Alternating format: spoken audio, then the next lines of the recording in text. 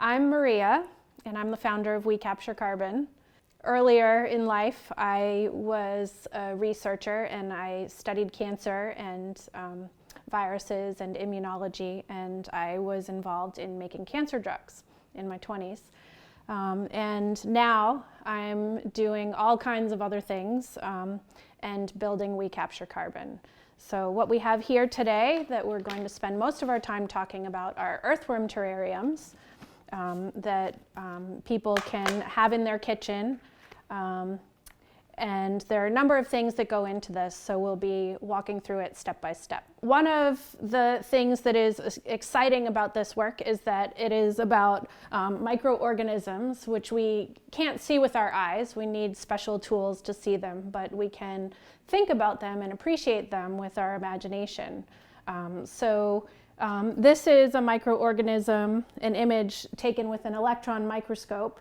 And there's some beautiful detail here. I don't know if you can get in on that. But these are the kind of microorganisms that are found in healthy earth, healthy soil all over the world. When we are thinking about earthworms and microorganisms, what is in the healthy environments around us are microorganisms that are good for us, good for the earthworms, and great for the planet and the ecosystems that we like to be around when we are exercising our bodies and breathing fresh air to help our lungs and our hearts be healthy. One of the microorganisms that is really great for helping these earthworms be healthy is lactobacillus.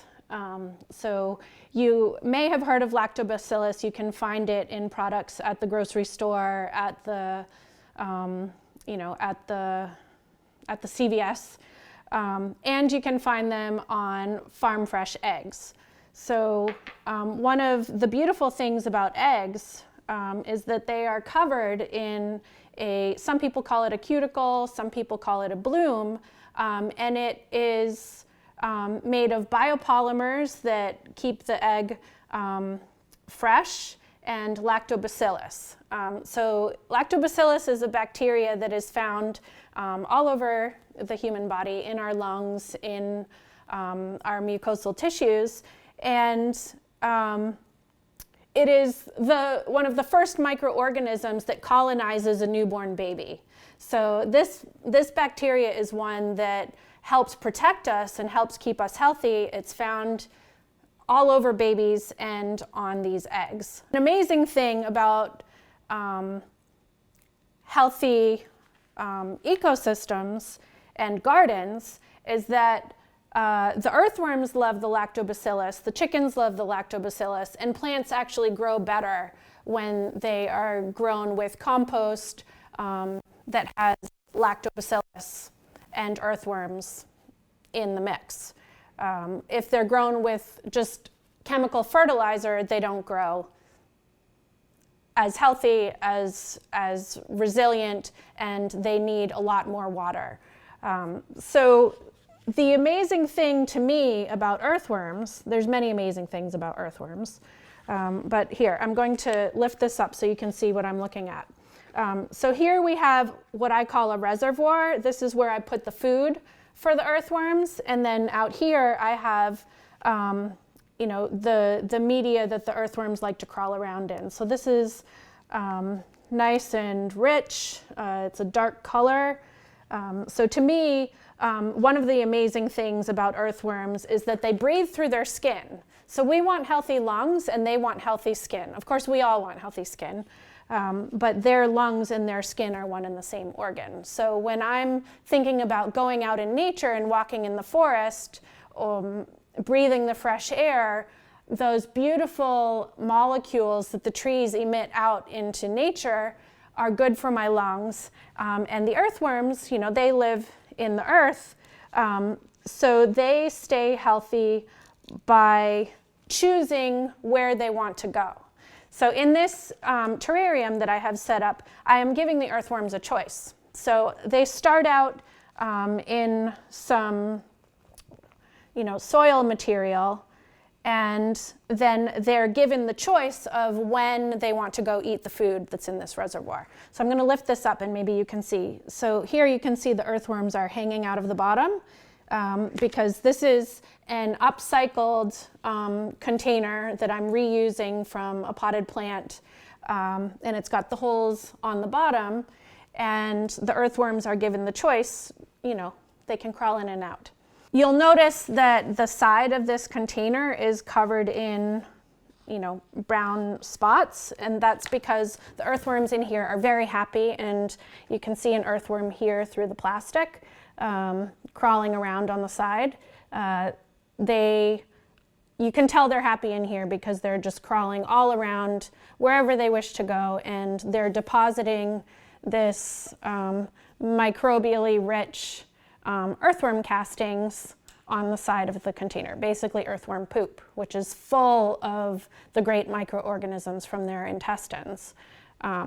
So people call earthworms Earth's engineers. They do a great job at doing biochemistry and, you know, engineering the soil in the ground so that the soil can hold more water. And one of the ways they do that is by eating up whatever food is available for them to eat. As long as there's not too much of it, they're very happy. And they transform the material that they eat into carbon-rich biopolymers that have many, many carbons structured, linked together and structured in a way that holds the water in the soil. So soil that has many earthworms, you know, crawling around in there doesn't need as much watering. So your garden is much more drought resilient and happy and healthy. You know, there are plant growth promoting biopolymers in this brown, dark brown stuff. And the second way that the earthworms modify their environment is as they tunnel through and crawl through the material that they live in, they create holes. And those holes are great places for the water to be, you know, held in the soil and the garden, so you get nice, healthy plant growth. Now, another amazing thing that I want to tell you about earthworms that many people probably haven't heard is that they have immune systems. And I am, you know, at this point, I used to make cancer drugs, and now I'm calling myself, I am also a biological engineer with a degree from MIT, and I'm now calling myself an environmental immunologist. So it's very important that we all take care of ourselves, our insides, and the environment around us. And the benefits of that are just, you know, exponential. The more we take care of ourselves, the healthier we are. As we take care of ourselves with the choices that we make, our immune systems get stronger and our bodies get healthier, and our energy, you know, to enjoy life and do the things we want to do with our families and out in nature, we just have more of it. All right, so here we are building a fresh earthworm terrarium, and the starting materials are very simple. It's a setup that anybody can do and have in their home or their kitchen, because the materials, we're starting with very clean materials, and the point is to take materials that we can find around the house or around the neighborhood and set up a worm terrarium. So 80% of the American population lives in urban areas. And so what that means to me is that many of us don't really get around gardens or dirt as frequently as, you know, people who live not in the city.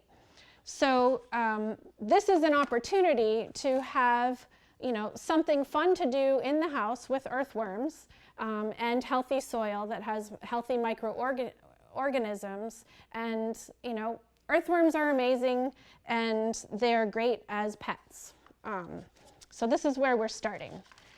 So here we have the plastic pot that the You know, this has happened to everyone. Someone gives you a plant as a gift and it is lovely, and then it doesn't always, you know, survive in the house, and so we end up with this situation. And there's something we can do about it. We can reuse this material, and actually this is you know, very close to my heart. So the potting soil that we find in potted plants is containing peat moss, which is not a sustainable material for us to be buying and throwing away. So this is an opportunity. If in your house or in your neighborhood you come across one of these, we can reuse this material and feed it to the earthworms, and the earthworms will be quite happy to live in this material and eat the food that we're going to give them, and enrich all of this with the mucus that they create on their skin, the biopolymers that are found in there, and the contents of their digestive system, which is full of microorganisms that are great for the plants. So we crumble this up, and actually I'm really glad there's a sink behind me because I did not bring my own water. So earthworms are incredible in terms of their ability to tolerate moist conditions and very dry conditions. They are a creature that, to me, is just incredible. Let's see. All right, so I'm going to add a little water to this. So they definitely don't like being in desert, dry, zero water conditions, but they do appreciate being in conditions, I'm going to just make a guess here, anywhere between, let's say, 20% moisture to 70% moisture. Okay, so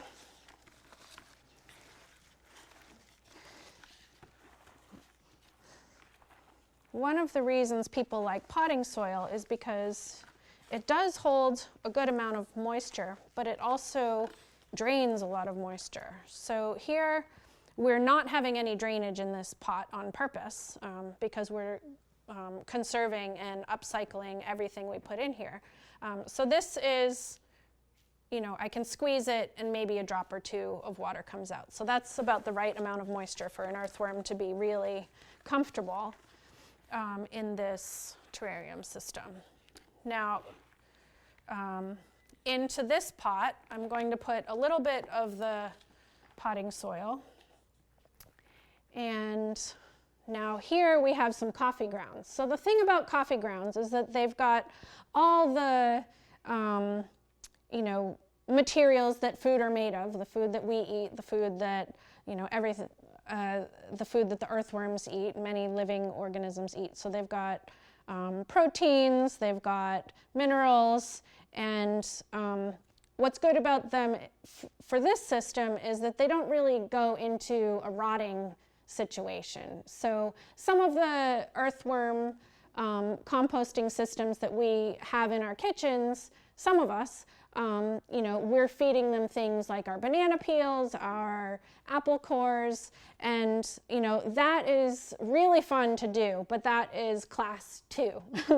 Right now we're talking about worm behavior 101. So we're building a very comfortable, clean system here that the earthworms will enjoy, and, you know, any urban dweller can get comfortable having earthworms as friends in their kitchen with this system.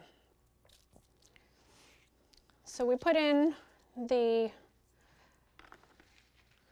coffee grounds, which you can get in your home if your family drinks coffee, or some coffee shops, if you go to the coffee shop, they will give you coffee grounds for free because it's a material that is actually great for gardens.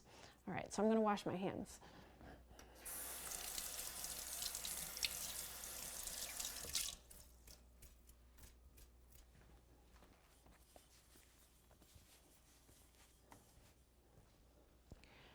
Okay, now we have the eggshells, which, let me tell you a little bit more about eggs. So the history of eggs, I won't go too far into it because that would be a lot, but you know, at the standard grocery store, the eggs that you might find have been washed. And so the cuticle and the lactobacillus might be, you know, somewhat removed from the standard eggs that you find at the grocery store. So what's amazing about agricultural habits around the country is that some states have started writing regulations to allow backyard chicken farmers or small farms to sell eggs, and this is true in Massachusetts. We can buy eggs from small egg producers, people with small flocks, that are not washed with chemical washes, and so still have the beautiful lactobacillus on the shells. So I like to keep this container on my kitchen counter, and every time I use an egg, I throw the shell in there. And then when I have enough shells here, to me, it's a very sort of relaxing, soothing thing to do, to just mash up the eggshells. I really enjoy doing this when I have just a minute to spend cracking the shells, getting them ready for the earthworms. So earthworms have 5 hearts and a digestive system that I won't go into the details about it, but we can talk more about that when I'm teaching the Worm Composting 101 workshop at the Mass Audubon Society coming up in January. Let's see, at the Belmont Habitat location is where I'll be. So here we have the crumbled up eggshells, and we just sprinkle in a good amount on top of the coffee grounds. I don't really measure because it's not that important. But the earthworms love to have a little bit of grit in their food because of the way that their digestive system works, which has similarities to ours and differences. All right, so this is what we set up for the earthworms. And then since this system has been in operation for several months now, I can pour off some of the top here and show you that we've got, let's see, the worms have chosen, you can see a nice handful of worms there, to go into the reservoir with the coffee grounds and eggshells in this established system. So what's great about this is if you have a friend who has an earthworm terrarium, you can learn from your friend, or your friend can teach you how to make one, and they can share their worms with you. So now we have 2 earthworm terrariums. So a little more about sourcing these materials. Since I live in an urban setting and there's a family-owned grocery store down the street from me, I go to that store and they buy nuts in bulk, and then they package them into smaller containers so that people who have small kitchens can just buy a few nuts. And the woman who is at the nut and cheese department of the store is kind enough, and she just saves these plastic buckets for me. And so they're perfect for earthworm terrariums. And so, you know, if you live in the city, you could go to the store down the street from you if they sell foods in small containers, and you can just ask them, you know, what kind of containers do you have available that you would otherwise be recycling?